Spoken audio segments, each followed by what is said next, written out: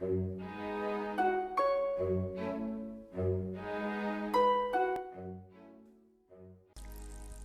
tout le monde et bienvenue dans la suite de notre projet BD. Comme vous l'aurez vu au titre, aujourd'hui nous allons parler des recherches, alors des recherches en général et bien sûr des recherches graphiques, c'est d'ailleurs ce que vous allez me voir faire aujourd'hui en speed painting. Mais avant, j'aimerais vous parler d'une chaîne YouTube sur la bande dessinée que j'ai découverte depuis la dernière fois et c'est celle que je préfère jusqu'ici au niveau du contenu et des conseils, c'est celle qui me paraît la plus pertinente. Je passe beaucoup de temps à regarder des vidéos sur la bande dessinée et quand j'en trouve qui me paraissent vraiment pas mal, je vais essayer de vous les partager. Donc là aujourd'hui je vais vous parler de Mark Criley, c'est un américain donc oui c'est en anglais. Et en fait le gros avantage de sa chaîne c'est que comme il a déjà sorti pas mal de bandes dessinées, il peut s'appuyer sur ses BD pour expliquer tous ses conseils et tout son process. Donc c'est très intéressant parce que moi déjà il n'y a pas de problème de droit de diffusion d'images ou quoi que ce soit, il risque pas de se faire supprimer ses vidéos par YouTube. Et bien sûr, comme il utilise son propre travail, ça permet de voir l'intégralité du processus. Il y a des fois, il part simplement des phrases qu'il avait écrites, vous savez, des idées de base, puis après il montre les croquis, puis les premières recherches, puis il explique que là il s'est rendu compte que c'était plus pertinent de faire comme ceci ou comme cela, alors il change, et on voit en fait tout process jusqu'à la planche finale, donc c'est vraiment très intéressant. Et en plus, j'ai trouvé qu'il, dans tous ses conseils, il était assez ouvert d'esprit et pas trop de gens à faire la morale ou à dire c'est comme ça et pas autrement. Donc voilà. Après, on aime ou on n'aime pas son style, mais en tout cas, ses conseils, ils sont vraiment pas mal du tout. Et j'ai trouvé que même si son style de graphique, c'est pas trop mon genre, les choix narratifs qu'il fait, c'est-à-dire les choix de cadrage, etc., ils sont vraiment excellents. C'est un très bon narrateur. Je pense que s'il n'avait pas fait de la BD, il aurait pu sans problème faire la réalisation de film ou quelque chose comme ça. Bref, donc les liens comme d'hab sont dans la boîte de description. Et si vous-même vous connaissez des bonnes chaînes de YouTube sur la bande dessinée ou sur le dessin en général, n'hésitez pas à partager. De mon côté, je vais évidemment pas traduire les vidéos au mot à mot ni quoi que ce soit, mais quand je vois qu'il y a un sujet qui a été abordé et que je pense que ça peut vous intéresser, je vais essayer de vous transmettre un peu ce que j'ai retenu de ces vidéos-là, en espérant que ça vous sera utile. Donc aujourd'hui, on va parler des recherches. La prochaine fois, ce sera vraiment dédié au chara design et à la création des personnages. Aujourd'hui, je vais un peu plus rester sur le fond. Donc, si vous vous souvenez bien, la dernière fois, je vous avais dit, mettez par écrit vos idées et commencez à les classer. Ces idées, elles sont souvent assez éparses. J'entends par là qu'il y a des choses qui sont très précises. Genre, par exemple, on sait très exactement comment tel personnage va être habillé. Et à l'inverse, on a des éléments qui sont beaucoup plus flous. On sait par exemple qu'à un moment, il va se passer telle ou telle chose, mais on ne sait pas trop comment on va en arriver là et quelles seront les conséquences. On a juste voilà, une idée d'une scène, sans plus. Donc l'intérêt d'avoir classé vos idées, c'est déjà de repérer ce qui va et ce qui ne va pas. Par exemple, des idées qui ne sont pas compatibles dans un même scénario. Bon là, vous devez choisir, ça vous permet de faire un premier tri. Et ça vous permet aussi de voir qu'est-ce que vous devez continuer à travailler parce que vous êtes encore trop dans le flou et quelles choses sont déjà bien établies. Donc normalement, si vous avez bien écouté les conseils de Tata Stéphanie, vous en êtes à peu près là. Et le tout maintenant, c'est de savoir quelle est l'étape suivante. Ce que vous allez entendre un peu partout, et que ce soit de la part des professionnels ou des amateurs, ça va être, maintenant, il faut écrire le scénario. Et par écrire le scénario, on entend avoir tous les moments clés, la fin, le début, et le début très en détail, à peu près l'équivalent du premier tome, voire 2 dans l'idéal, hein, très détaillé, hein, c'est-à-dire avec les dialogues, etc. Normalement, on vous dit il faut au moins ça pour commencer à faire les planches. Et il faut surtout éviter de commencer les dessins avant d'avoir ce scénario. Pourquoi? Ça peut paraître un petit peu excessif, mais ça a du sens. Parce qu'on connaît tous ce fameux piège qui consiste à commencer les dessins d'ambiance, les petits travaux de recherche sur le dessin des personnages et plein de petites illustrations qu'on fait comme ça, et ça dure des mois, et ça dure des années, et en fait, la BD, elle voit jamais le jour. Alors je dis la BD, des fois ce sont des romans graphiques ou ce sont même juste des histoires illustrées. On en connaît tous des artistes qui font ça, parfois on l'a nous-mêmes expérimenté, Je sais aussi que par exemple, je suis une dessinatrice sur YouTube. Ça fait à peu près 1 an et demi que je suis sur YouTube, donc j'ai commencé à suivre assez rapidement. Donc ça fait 1 an et demi que je l'entends parler de son histoire et de ses personnages et que je la vois faire des dessins de toutes sortes sur ce thème-là, sur le thème de son scénario. Mais à l'heure actuelle, elle a toujours absolument rien sorti. C'est-à-dire qu'il n'y a rien qu'on peut lire, il n'y a rien qui a été publié. Enfin voilà, elle est dans ce qu'on appelle le piège de l'auto-fanart. C'est l'autrice de Stand Still, Stay Silent, une BD que je vous ai présentée dans un de mes hauls, qui en parle très bien. Dans une de ses dernières vidéos, elle explique ça, elle explique ce système qui consiste à tout le temps dessiner ses personnages et son univers parce qu'on l'adore, mais à ne jamais vraiment passer à l'étape suivante, c'est-à-dire concrètement commencer les planches de bande dessinée. C'est vrai, c'est le piège quand on commence à dessiner sans avoir d'abord fait le scénario ou sans avoir vraiment entamé le travail de storyboard, c'est-à-dire le brouillon des planches. Et ben en fait on remet toujours à plus tard et on fait jamais réellement son histoire. Alors vous allez me dire, mais du coup pourquoi est-ce que tu nous fais une vidéo sur les recherches graphiques plutôt que sur le scénario ou le storyboard? Alors autant je suis d'accord avec ce conseil de base, de dire qu'il vaut mieux avoir d'abord écrit l'histoire et ensuite seulement se mettre au dessin, autant je pense que c'est quasi impossible à appliquer. D'abord parce que le premier truc qu'on a fait quand on a eu une idée d'histoire, ça a été de prendre un crayon et de commencer à faire des petits gribouillis, des petites recherches pour les personnages, quelle tête ils vont avoir, etc. Ça on l'a tous fait, donc à quoi bon se leurrer en se disant non, je ne touche pas à mes crayons, tant que je n'ai pas écrit le scénario, c'est trop tard. Et ensuite, je pense pas que repousser l'étape concrète du dessin, ce soit vraiment une bonne idée. Or, si vous devez écrire tout le scénario avant, ça peut comme ça retarder l'échéance et après c'est plus difficile de commencer à prendre son crayon et de commencer réellement à faire ses recherches. Donc je pense que ça peut être contre-productif. Mais surtout, la raison principale, c'est que de la même façon que je vous ai dit, voilà, il faut poser vos idées pour pouvoir faire le tri, regarder qu'est-ce qui marche, qu'est-ce qui ne marche pas dans votre scénario, qu'est-ce que vous maîtrisez bien, sur quoi vous devez par contre davantage travailler, ben je pense que c'est exactement la même chose pour le dessin. Déjà, la toute première chose à faire, c'est de vous créer vos mood boards. Alors, je ne savais pas que ça s'appelait comme ça jusque récemment, mais en fait, c'est quelque chose que j'ai toujours fait et que je pense on fait tous instinctivement.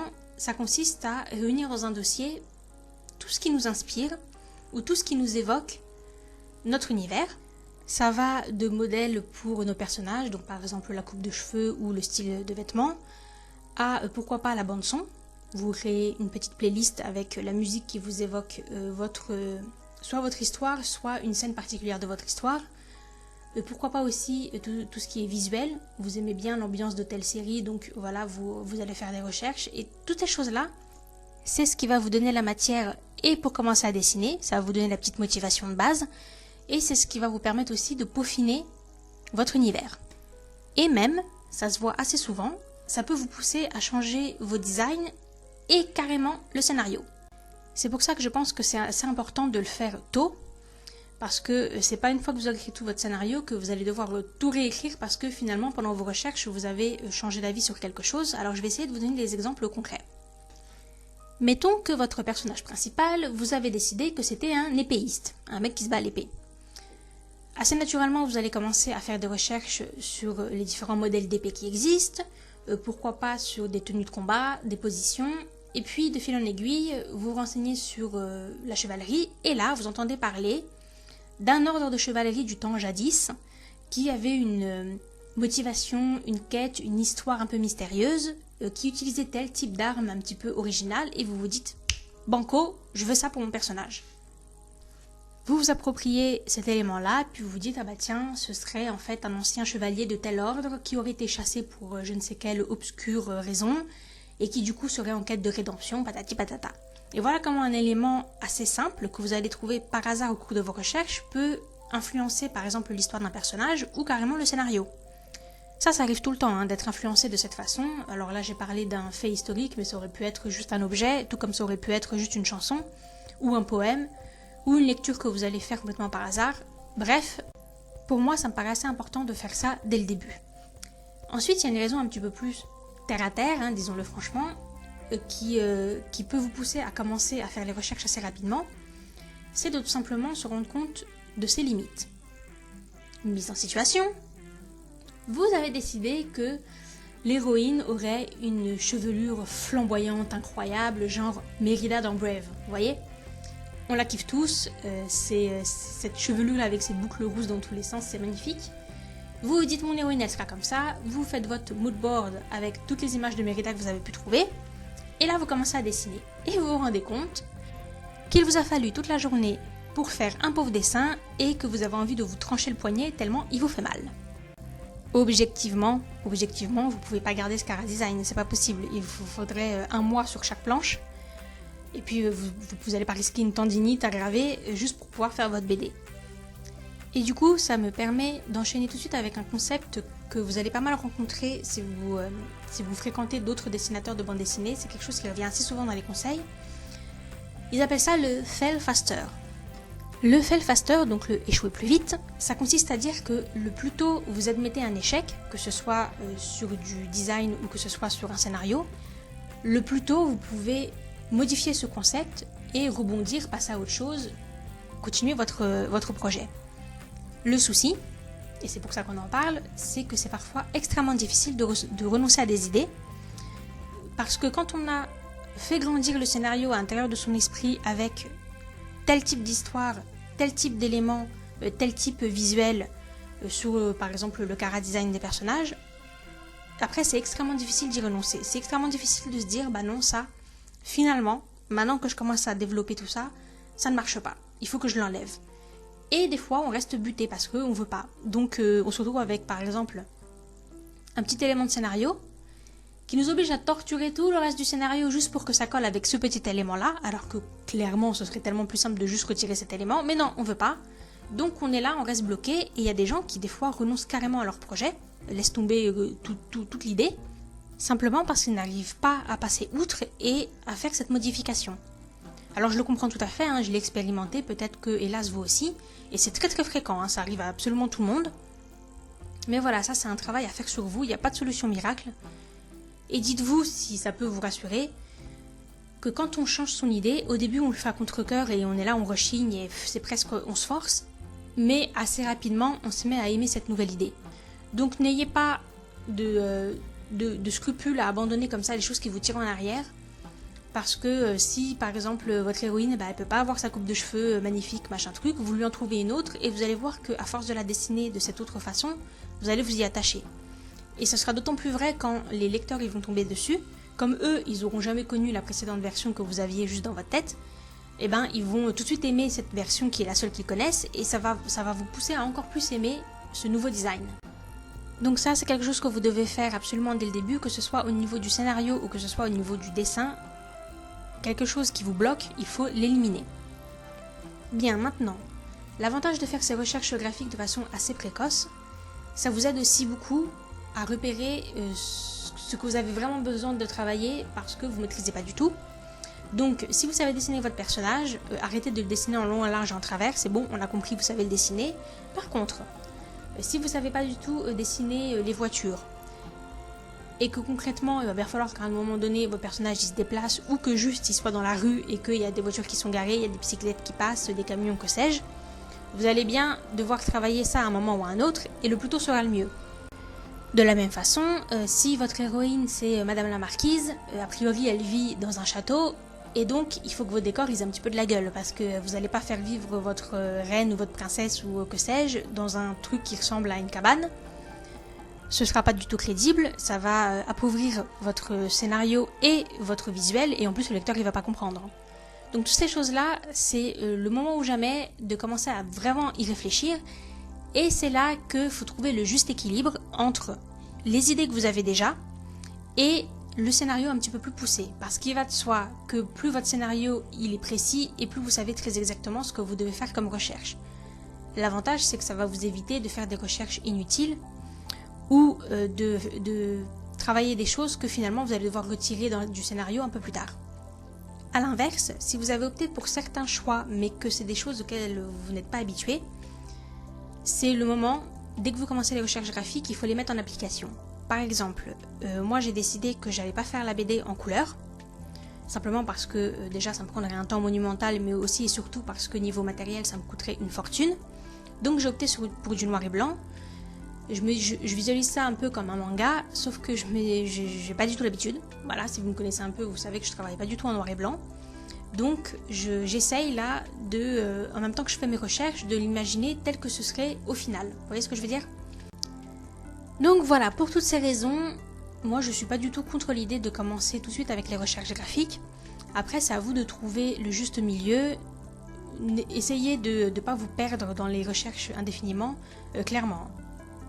Si ça fait 6 mois que vous êtes sur les recherches graphiques et que vous n'avez toujours pas commencé à écrire concrètement votre scénario ou le storyboard, c'est bon, stop, arrêtez avec vos recherches et maintenant il faut vous y mettre. Ça sert à rien de tergiverser, de repousser et de procrastiner, et à un moment donné il va falloir vous y mettre. Et si vous n'y arrivez pas, alors peut-être il faut vous remettre en question sur est-ce que vous avez vraiment envie de faire une BD, est-ce que c'est vraiment ça le support qui vous convient, est-ce que vous préféreriez pas plutôt une histoire illustrée, un roman illustré, ou est-ce que vous préférez pas travailler avec un autre dessinateur et vous contenter des concepts. Enfin vous voyez, il y a plusieurs façons de travailler, il faut trouver la bonne, mais si vous avez décidé que ce serait une bande dessinée, alors il faut commencer à faire cette bande dessinée. Il faut arrêter d'en parler, il faut arrêter de tourner autour, il faut s'y mettre. Mais puisque je vous tiens sur tout ce qui est recherche, j'aimerais parler avec vous de quelque chose qui m'afflige et que je constate de plus en plus, en particulier dans la bande dessinée asiatique, donc manhwa et manga. C'est la pauvreté des univers. Franchement, on a tous cette bande dessinée dans notre bibliothèque, où on en a tous lu une, où on est hyper enthousiaste pour certains éléments. Donc en général, c'est les personnages qui sont super bien dessinés, vous savez, plein de petits détails dans les yeux, les petits cils, les cheveux magnifiques, machin. Et à côté de ça, tout le reste, c'est pourri de chez pourri. Écoutez-moi bien, le secret de l'immersion pour que le lecteur il soit à fond dans votre histoire, pour que votre univers il ait du sens et qu'il soit crédible, univers réaliste ou pas d'ailleurs, hein, ça change pas, tout le secret réside dans les détails. Et les gens qui sont là en train de dire « Oh, mais la bande dessinée, c'est déjà tellement compliqué, il faut aller au plus simple et se faciliter la vie. » Non. Qu'on les envoie au bûcher, ceux-là, je ne veux pas en entendre parler parce que, encore une fois, je l'ai dit et je le répète, si les gens choisissent de lire une BD plutôt qu'un roman, c'est parce qu'ils veulent du support visuel pour aller avec. Sinon, ça n'a aucun intérêt. Je ne peux pas vous dire le nombre de fois où je me suis énervée en lisant mon manga parce qu'on voit bien que le dessinateur, en fait, il a dessiné les personnages et basta. L'uniforme, parce que, voilà, on les voit beaucoup au lycée, au collège, je sais pas quoi. Et puis le reste, il n'y a rien. À aucun moment, il s'est dit, bon, bah, quel est le style de cette personne, comment elle s'habille, parce qu'on a tous un style. Comment est sa maison, à quoi ressemble sa chambre. Oh non, c'est le néant. C'est le personnage, il existe et puis c'est tout, quoi. Il a vraiment aucune profondeur. Donc, typiquement, on se retrouve avec des gens qui sont habillés de façon totalement insipide, et en plus ils sont tous habillés du coup avec le même style, hein, tous les personnages autant qu'ils sont, et on est là, mais qu'est-ce qu'il y a? Il n'y a pas de magasin de vêtements dans ton bled, ou c'est quoi le problème? Bref, la maison, bah pareil, on a l'impression qu'ils vivent dans des maisons témoins, vous savez, ces maisons qu'on met juste pour que les gens ils aient une idée, mais qu'en fait personne ne vit dedans, bah voilà, on dirait ça. Et alors les chambres, non, attendez, excusez-moi, soit on est adolescent, soit on a tous été adolescents à un moment ou à un autre. Et je pense qu'on se souvient tous très bien d'à quoi ressemblait notre chambre. C'est quand même grave le bazar. Et contrairement à ce que disaient les parents, c'est pas parce que « Ah, les adolescents, c'est bordélique !» Non, c'est parce que t'as 10-15 mètres carrés, et là-dedans, il faut que tu rentres toute ta vie. Tes affaires d'école, tes vêtements, tes hobbies, tes souvenirs, toutes les choses que t'aimes, ta décoration, tout. Tu dois tout caser. Donc forcément, oui, c'est très encombré. Et là, t'as la chambre du personnage principal, c'est un bureau, une chaise, un lit. Non mais c'est pas sérieux. Comment vous voulez que votre personnage il soit attachant et qu'il soit même crédible si on a l'impression que son esprit c'est le néant? Il a aucune occupation, il n'y a aucune décoration, on a l'impression qu'il vit pas dans cet endroit, enfin c'est pas possible. Prenez par exemple les studios Ghibli. On est d'accord que ce qui est vraiment incroyable dans les films de Ghibli, c'est les décors. Vous prenez par exemple, moi j'ai l'artbook de Arrietty. Quand vous voyez la chambre d'Arrietty, c'est impressionnant tous les petits détails parce qu'on a vraiment l'impression qu'elle vit là, on a l'impression qu'on voit l'histoire du personnage, hein, on se dit tiens tel objet c'est parce qu'au quotidien elle en a besoin pour ceci cela, on voit ces objets pour se faire belle, on voit tous les objets qu'elle a collectionnés, on voit les objets qu'elle a mis pour décorer, et quand vous voyez un bouquet de fleurs sur une étagère, ça a l'air de rien, mais c'est bien qu'il y a quelqu'un qui est allé cueillir ces fleurs pour les mettre en bouquet, pour ensuite décorer, vous voyez toutes ces petites choses là, c'est ça qui fait la profondeur du personnage. Et c'est ça qui donne de la crédibilité à votre histoire. Alors, évidemment, je ne suis pas en train de dire que vos décors, Ils doivent ressembler à ceux des studios Ghibli, hein. Mais entre l'hyper détail et le personnage qui a l'air de vivre dans une cellule de prison, il faut trouver un juste milieu. Toutes ces choses-là, c'est à élaborer au moment de vos recherches graphiques. D'ailleurs, je vais vous dire, la plainte qui revient le plus souvent, c'est les gens qui n'arrivent pas à organiser leurs idées ou qui n'arrivent pas à développer leur histoire ou à développer leur personnage. Mais ils n'y arrivent pas parce qu'en fait, je suis désolée de le dire, hein, mais ils n'ont pas fourni le travail nécessaire. Votre personnage, bon, vous avez décidé que c'était, je sais pas, un lycéen. Toute la journée, il est à l'école. Et après, quand il rentre chez lui, il est essentiellement dans sa chambre. Ok, donc à quoi ressemble sa chambre? Comment il l'a décorée? Il aime la musique? Bon, bah, c'est quoi ses occupations? Est-ce que lui-même, il joue de la musique? Il joue de la musique, d'accord. Donc, vous allez devoir introduire un moment dans votre histoire que il va à des cours de musique. Et puis d'ailleurs, peut-être qu'à ce cours de musique, il va rencontrer un personnage qui va être son meilleur ami, ou pourquoi pas son futur amoureux. Et puis, puisqu'il fait de la musique, peut-être qu'il participe à des récitals, peut-être qu'il y a des compétitions, des concours, peut-être qu'il a un rival, peut-être que c'est un rival qui finalement va devenir un ami. Et puis, il joue de la musique, il aime quoi comme type de musique? Est-ce qu'il aime le rock? Bon bah du coup, ça se ressent sur ses vêtements, son style. Qu'est-ce que c'est? Est-ce qu'il aime le cuir? Est-ce qu'il est un peu punk? Vous voyez, c'est tout ce fond, ce travail-là de je cogite sur mon personnage et je lui donne une réelle existence, comme si c'était un personnage qui existait réellement, qui fait que votre histoire, elle va d'elle-même s'écrire. En résumé, je dirais qu'il existe deux types de recherches. Il y a celle qu'on peut faire dès le début, à condition qu'elle s'étale pas trop longtemps, et qui va être tous les éléments de base qui vont être nécessaires pour l'histoire. Et puis après, bien sûr, vous allez devoir faire des recherches au fur et à mesure que vous avancez dans votre scénario pour les besoins de l'histoire. Par exemple, là, ma petite diseuse de bonne aventure, là, elle, je n'en avais pas eu besoin jusqu'au chapitre 5. Bon, bah voilà, j'ai commencé à faire le storyboard du chapitre 5. Hop, et j'ai créé ma petite diseuse de bonne aventure. Bon, bah voilà, puisqu'on a parlé de personnages, je vous rappelle que la prochaine vidéo sera sur le Chara Design. On annonce une nouvelle vague de canicule, donc pensez à bien vous hydrater. Et d'ici la prochaine vidéo, portez-vous bien. Bye!